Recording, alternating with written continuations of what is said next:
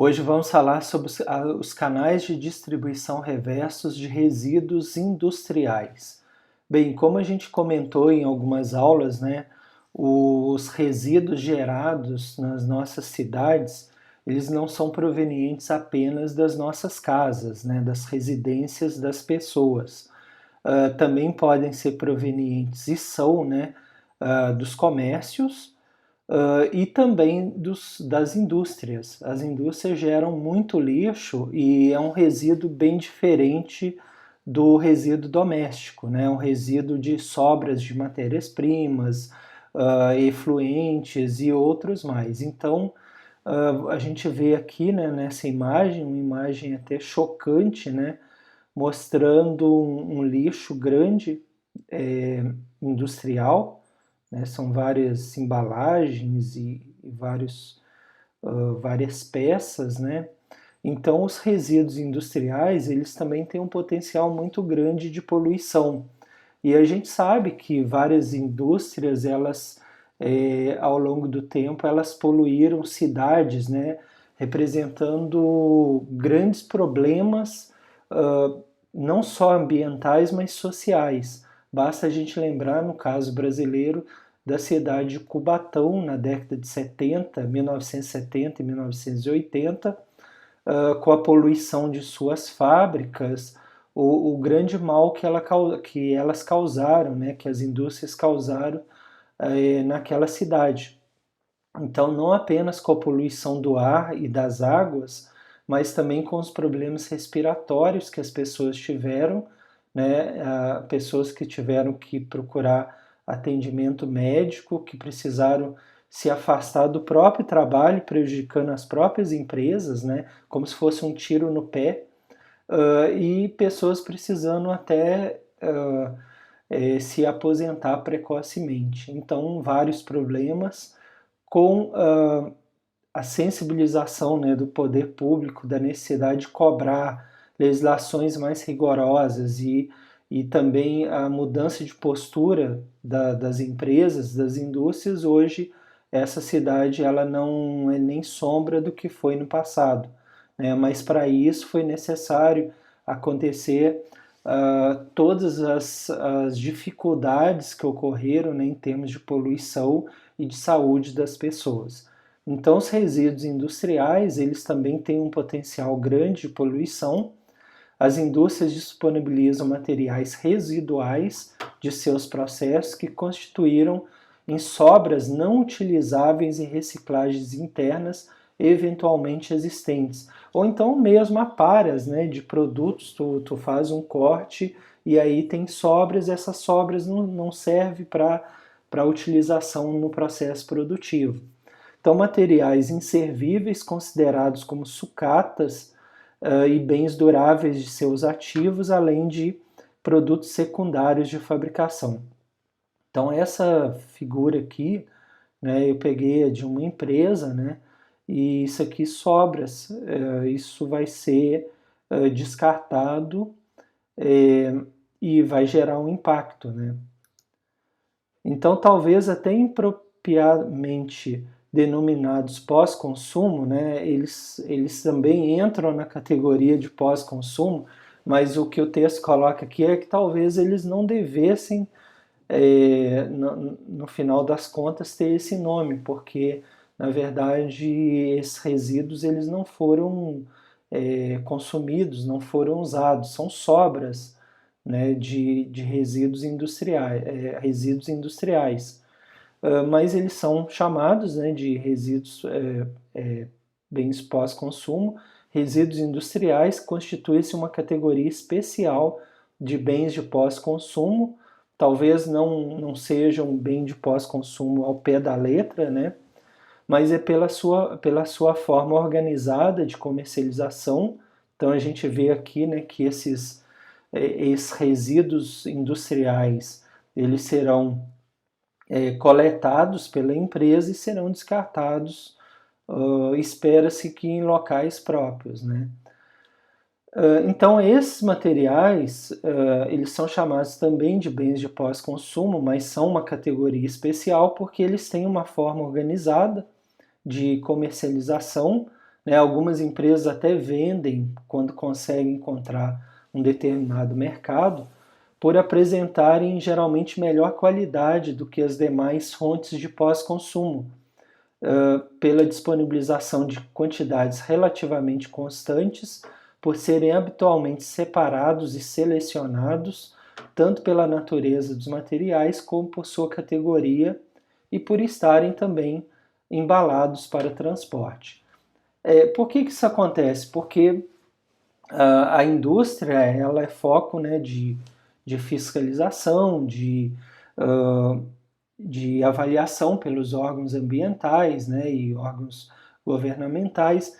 Então acaba que, dependendo do tipo de produto, da área de atuação da empresa, esse lixo dela, né, os resíduos industriais, eles logicamente eles vão estar em melhor qualidade, porque diferentemente das residências, né, que muitas vezes ocorre a mistura do lixo orgânico com lixo seco, aqui na indústria provavelmente não vai acontecer essa mistura, né? Então, por isso que há uma melhor qualidade, uma quantidade grande, porque a produção industrial é muito maior do que provavelmente uma residência, né? Se a gente imaginar uma indústria aí com 100 funcionários, imagine o que isso gera de resíduos ao longo do dia.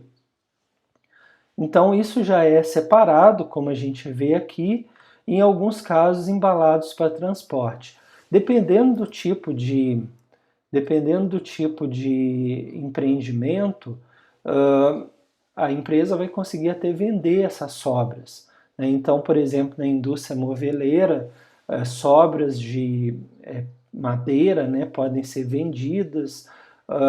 É bem comum também vender a serragem, né, para as granjas de frango, porque o pessoal usa como cama de frango, né? Então essa serragem na indústria moveleira é possível que ela seja vendida, então é um resíduo também industrial. Então essas características, lembrando sempre do nosso fluxo, né, a cadeia de distribuição, essas características e principalmente a sua constância, ou seja, sempre ocorre a geração desses resíduos, permitem previsões de sua utilização como fonte de matéria-prima secundária de maior confiabilidade. Por quê? Porque é um resíduo não misturado com orgânico, que tem uma certa quantidade, a empresa ela tem uma produção diária, né, que ela vai cumprir, então tem uma constância, aspectos difíceis de ser obtidos nas cadeias reversas em geral e que são importantes para rentabilizar os negócios na economia reversa. Porque quem vai coletar esse material, né, a usina de reciclagem ou algum atravessador, ele sabe, olha, naquela indústria eu vou conseguir todo dia retirar X quilos daquele material. Por quê? Porque todo dia, né, principalmente de segunda a sexta, essa indústria vai estar trabalhando e ela não vai misturar com o orgânico, e isso dá uma maior confiabilidade, né, uma maior tranquilidade para quem vai precisar desse resíduo. Um outro caso que eu tinha comentado da indústria moveleira são pessoas que vão recolher aquilo para fazer, por exemplo, briquetes, pellets, né, que são materiais, né, industrializados de restos da madeira e que serão importantes para que essa pessoa que vai industrializar, ela tenha essa fonte de matéria-prima, né? Então é importante porque essa matéria-prima, no caso essa serragem, esse resíduo da indústria moveleira, por exemplo, quem vai comprar para depois fazer pellets e briquetes, ele vai ter a certeza de que eu sempre vou encontrar nessa indústria moveleira os resíduos que eu preciso, na qualidade necessária, e aí não vai faltar, né? Não vai deixar de faltar para mim, a fonte não vai diminuir, né, de resíduos que eu vou precisar. Então é importante para quem está como atravessador ali, né, que vai precisar dessa matéria-prima, ele ter essa certeza, essa garantia. Ao passo que no caso das residências, esse volume, essa quantidade ele pode oscilar bastante, né? Então trata-se de uma fonte que tende a se reduzir percentualmente em função dos progressos tecnológicos e principalmente do esforço de qualidade total empreendido pelos principais fabricantes, né? Então a gente vê aqui uma pilha de resíduos, né? Por que tende a reduzir? Porque com a tecnologia, eu dei o exemplo da indústria moveleira, antigamente os cortes eram feitos a olho nu, né? Hoje tu coloca uma chapa, um material e o computador faz cortes mais precisos. Então, se ele faz cortes mais precisos, as sobras são menores, os resíduos são menores, né? Então, isso é importante, por exemplo, a indústria moveleira. Então, por isso que pode tender a reduzir, porque os processos vão se tornando, com o advento de mais tecnologia, os processos vão se tornando mais eficientes, gerando menos resíduo, o que é excelente tanto para a empresa, né, os custos diminuem, né, ela aproveita mais a matéria-prima, como para o meio ambiente, que as sobras serão muito menores. Bom, então era isso, essa terceira aula nossa, né, sobre da unidade 3 do nosso curso Logística Reversa. A gente falou sobre os canais de distribuição reversa dos resíduos industriais. Então, os resíduos industriais, né, o que vem das indústrias, também é um resíduo que pode ser reaproveitado, reutilizado, ok? Bem, aqui vocês têm o nosso site, o administraçãoverde.com.br. Sugiro que vocês se inscrevam nos nossos canais no YouTube. Basta digitar Ricardo Ribeiro Alves e Administração Verde. São 2 canais, tá?